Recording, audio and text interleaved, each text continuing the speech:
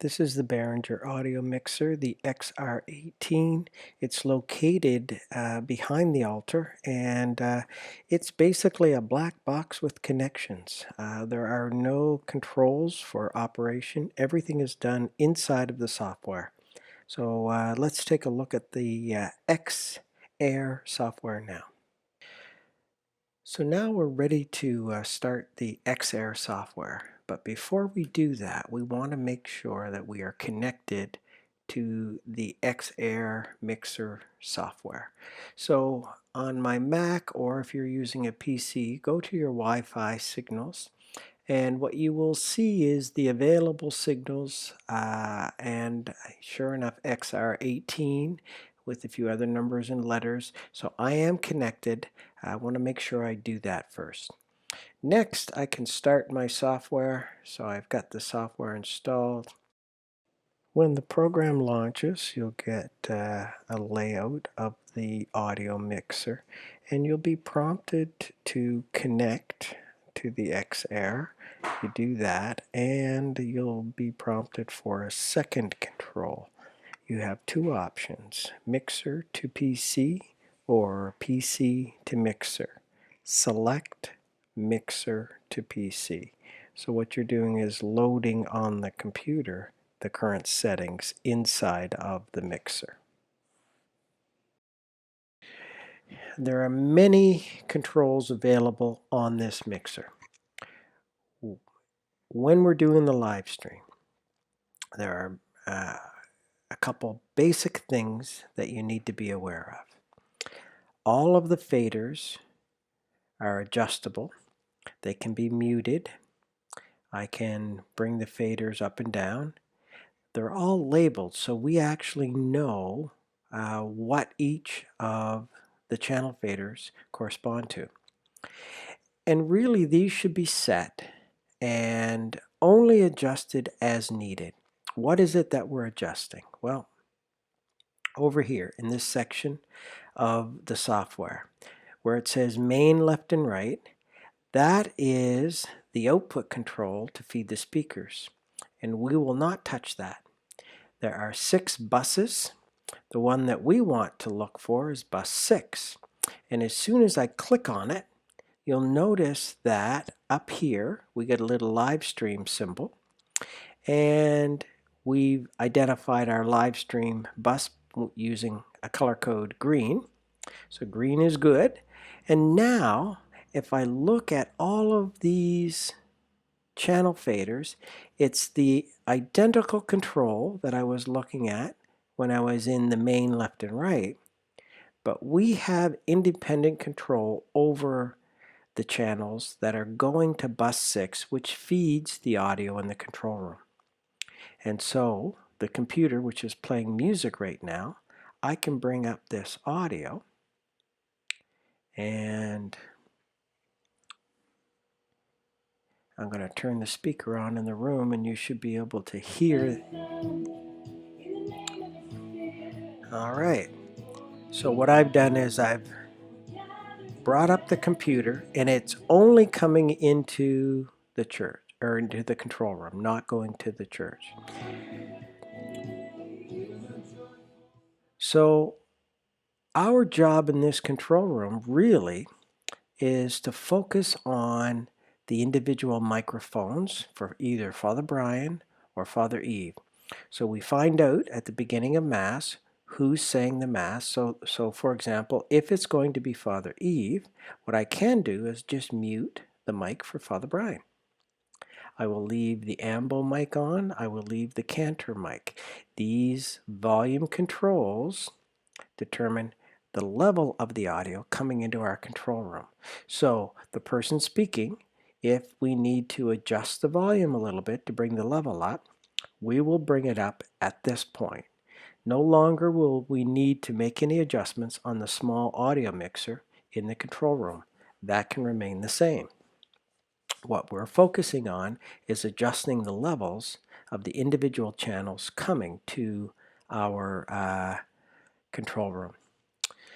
One of the things we'll have to pay attention to are the musicians. And again, it's a matter of mixing piano, mixing piano mic, the lead microphone, the lead guitar. And this will take a little bit of practice getting used to all of these adjustments and making sure that the microphones that we plan to use, for example, if you're using the piano, we want to make sure that it's unmuted there, and the lead microphone and lead guitar. So I know for this coming Sunday, while we have a very limited crew playing music, there will be one music leader singing and playing guitar and one person singing and playing piano, and that's it. So these 4 microphones here are the only microphones that need to be on. So I can mute everything else, and again, these are muted coming to the control room. Father Brian won't be doing the Mass this weekend, so I can mute that. And now the ambo, cantor, and Father Eve's mics are available. And that's really the fundamental aspect of it. We do need to make sure we pay attention to the audio level. And there are a number of ways to do that. So I still have my music playing. So I bring the music up. As I do that, you will notice next to the master fader here, and we also have the audio meter in our control room on the multi-viewer. So we'll have to keep an eye on all of those meters to make sure that things are synchronized. So I'm going to bring that back down a little bit so you can hear my voice. Now, the top region of the software, it has significant control, and my advice is you won't need to go in there unless there's a problem. What you should do is select this tab here called Meters. And when I do that, you then get a look at all of the audio levels for every channel coming into the mixer and every channel going out. So in this case, right now, the only audio that's playing into the mixer is channel 17 and 18, which is the computer. So as I bring that up, you start to see the volume increase on bus output 6. This is our master output. And what we want to do is we want to look at these numbers across here, and where it says -20, if our audio level is peaking to the -20 on a consistent basis, I would suggest we're going to have a nice strong signal.